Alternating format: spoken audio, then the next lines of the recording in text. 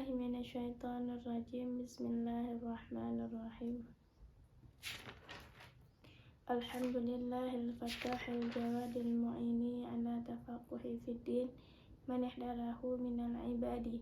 Wa asyhadu an la ilaha illallah syahadatan tudkhiluna daral khulud. Wa asyhadu anna sayyidana Muhammadan abduhu wa rasuluh sahibul maqamil mahmud sallallahu wasallam alaihi wa ala alihi wa ashabihil amjad salatan wa salaman afuzu bihima yaumal ma'ad.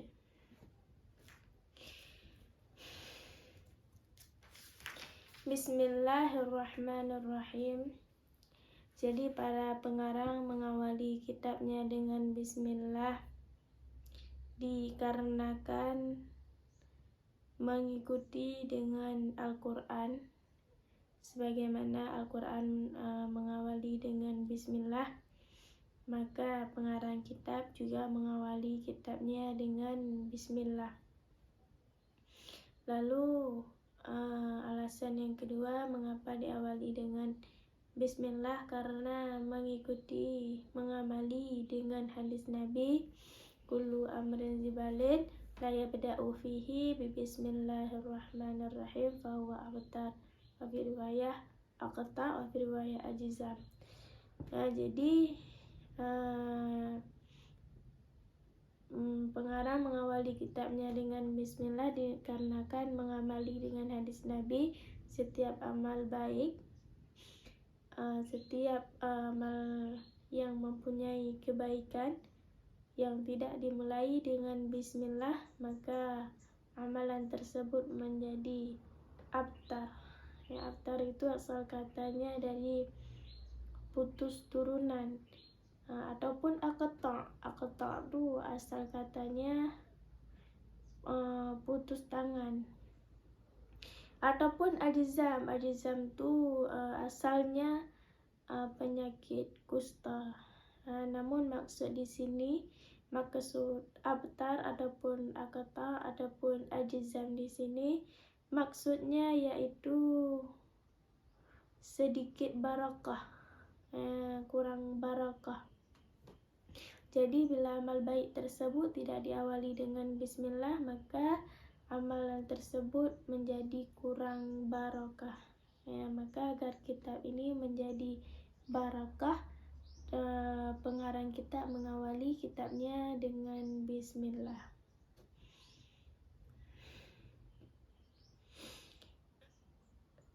Lalu dikarenakan yang kita pelajari adalah mengenai dengan hukum, maka sepantaslah kita bahas masalah hukum-hukum membaca bismillah. Jadi hukum membaca bismillah ada 5. Yang pertama, hukumnya wajib ketika kita sholat menurut mazhab Imam Syafi'i. Menurut mazhab Imam Syafi'i, bismillah itu hukumnya wajib baca di dalam salat dikarenakan bismillah adalah satu ayat daripada surah Al-Fatihah. Maka surah Al-Fatihah wajib dibaca, begitu pula dengan bismillah. Lalu hukum yang kedua yaitu sunnah ain. Sunnah ain ini sunnah berdiri, berjiwa kita. Sunnah membaca bismillah seperti pada wudhu dan mandi. Bisa kita sebelum berwudhu disunnahkan membaca bismillah, itu sunnah ain. Ketika mandi begitu pula disunnahkan membaca bismillah. Terus ada juga sunnah kifayah seperti ketika makan berjamaah. Saat kita makan berjamaah ramai-ramai, maka hukum membaca bismillah sunnah kifayah. Bila seseorang sudah melakukannya, maka yang lain terlepas daripada kesunahannya. Dan begitu pula di ketika berjima dua suami istri. Di saat berjima antara suami dan istri, bila salah seorang, baik itu suami ataupun istri, sudah membaca bismillah, maka yang lainnya terlepas. Membaca bismillah di ketika berjima di antara suami dan istri hukumnya sunnah kifayah. Bila suami sudah membaca, maka istri terlepas daripada kesunahan Begitu pula sebaliknya, bila istri sudah membaca, suami terlepas daripada kesunahan, maka memadalah bismillah salah satu keduanya. Jadi membaca salah seorang saja itu sudah memada. Baik, jadi yang ketiga, hukum membaca bismillah yaitu haram pada hal-hal yang diharamkan secara zati, seperti berzina. Itu haram. Bila sebelum berzina membaca bismillah, maka hukumnya haram. Double, berarti dosanya double. Dosa zina, dosa haram membaca bismillah. Karena yang diharamkan itu haram secara zati. Maka membaca bismillah pada hal-hal yang diharamkan secara zati, hukumnya haram. Namun bila yang diharamkan secara aridhi, misalnya makan hasil daripada rampasan, maka kita merampas sesuatu makanan daripada orang lain, maka membaca bismillah di ketika hendak memakan makanan rampasan tersebut itu hukumnya tidak haram, karena haram aridhi. Yang haramnya mencuri ataupun merampas yang haram. Namun membaca bismillah di saat memakan itu tidak haram. Namun bila yang diharamkan secara zati, membaca bismillah itu hukumnya haram. Lalu hukum membaca bismillah yaitu makruh pada makruh yang dimakruhkan secara zati. Begitu pula dengan makruh bila makruh yang dimakruhkan secara zati, kita membaca bismillah maka hukumnya makruh. Seperti melihat farad istri, maka hukumnya makruh. Baca bismillah di ketika hendak melihat farad istri, itu hukumnya makruh.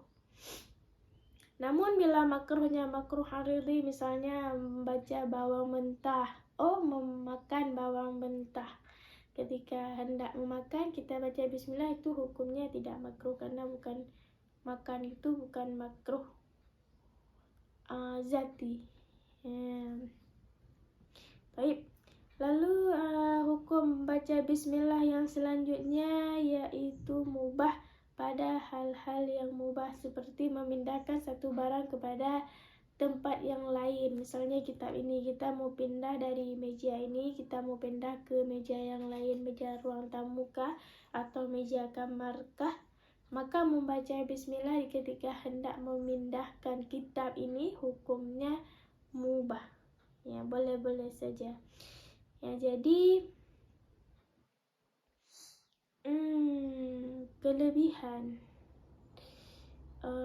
kelebihan membaca bismillah, makna daripada bismillah itu sebenarnya sangat banyak. Berkata Ali radhiyallahu anhu, jikalau aku kehendaki, sungguh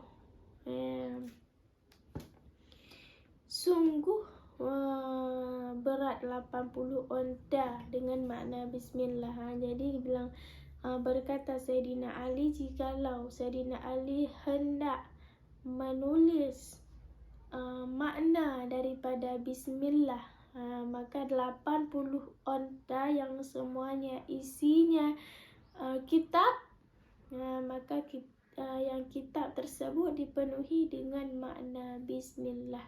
Jadi makna bismillah itu sangat banyak.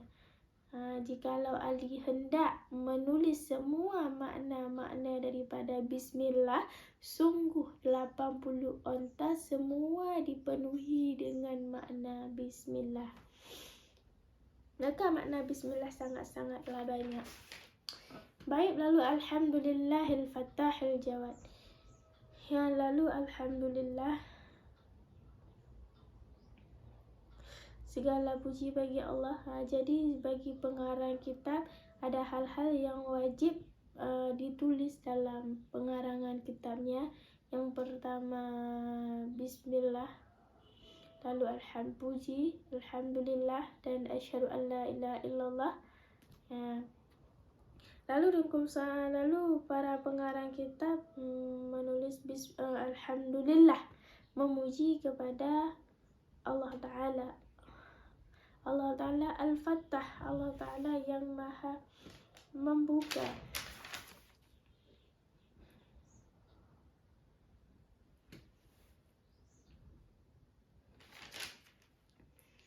Yang maha membuka rahmat daripada segala manusia. Ya, jadi berkata, siapa saja siman yang membaca setelah salat asar, membaca Al-Fattah setelah salat asar sebanyak 71 kali, niscaya orang tersebut ketika membaca 71 kali surah Al-Fattah, lalu tangannya diletakkan di dadanya, niscaya Allah Ta'ala akan membersihkan hatinya dan juga menerangi hatinya serta memudahkan urusannya. Jadi itulah kelebihan membaca Al-Fattah. Al-Fattah membuka rahmat-rahmat Allah Ta'ala. Jadi membaca Al-Fattah itu ada kelebihannya. Siapa saja yang membaca Al-Fattah 71 kali ketika sesudah salat fajar, lalu tangannya diletakkan di dada, niscaya Allah Ta'ala akan membersihkan hatinya, menerangi hatinya, serta memudahkan urusannya. Lalu Al-Jawad ini maha pemurah. Jadi perbedaan antara Al-Fattah dan Al-Karim. Al-Jawad ini beda Al-Jawad dengan Al-Karim. Al-Jawad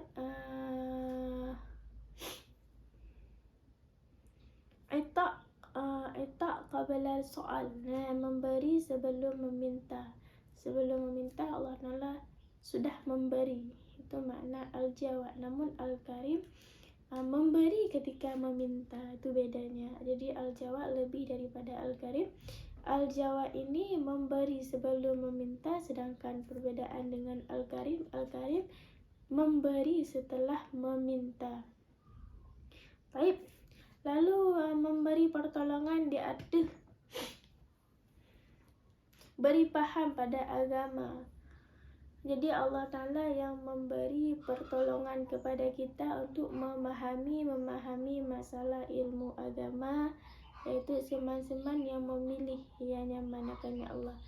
Allah Ta'ala memilih siapa daripada di antara hambanya untuk memberi kepahaman tentang agama kepada hamba tersebut. Wa asyhadu an la ilaha illallah syahadatan tudkhaluna darul khulud, yaitu bersaksi bahwa sesungguhnya tiada Tuhan yang berhak disembah terkecuali Allah, akan sebagai saksi yang memasukkan kami akan ke surga. Jadi dengan kesaksian tersebut kita akan memasuki surga yang kekal. Wa asyhadu anna sayyidina Muhammadan abduhu wa rasuluh, dan bersaksi bahwa Nabi Muhammad yaitu yaitu hamba Allah dan juga utusannya Allah. Siapa Nabi Muhammad tersebut? Yaitu Maqamil Mahmud, empunya Maqam Mahmud. Masuk Maqam Mahmud ini di ketika tempat syafaah, di ketika nanti hari hisab, yang jarak antara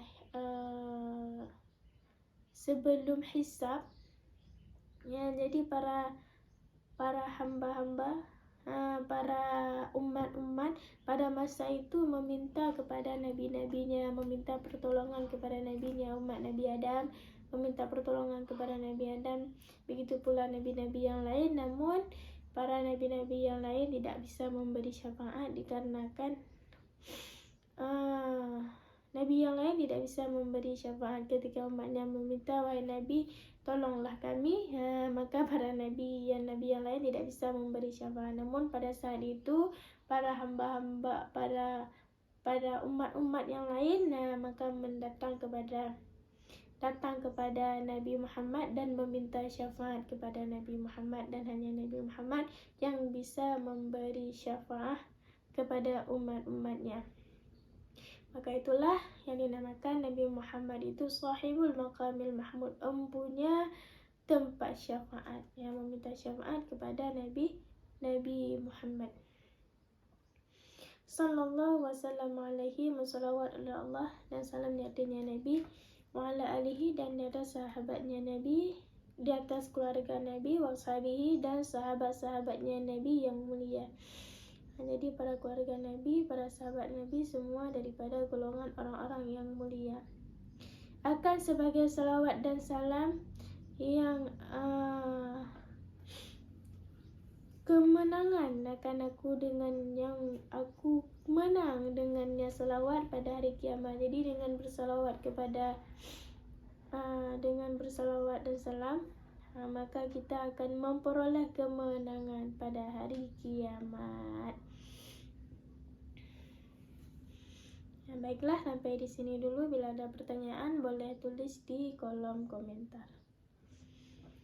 Wallahu a'lam bishawab.